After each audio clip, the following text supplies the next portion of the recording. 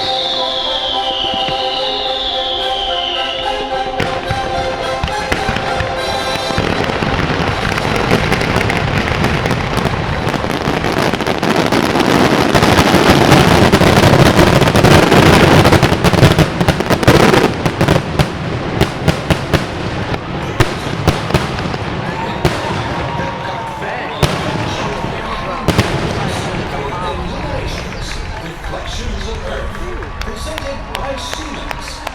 We hope that your visit to the Walt Disney World Resort has been a charming and magical experience for you and yours.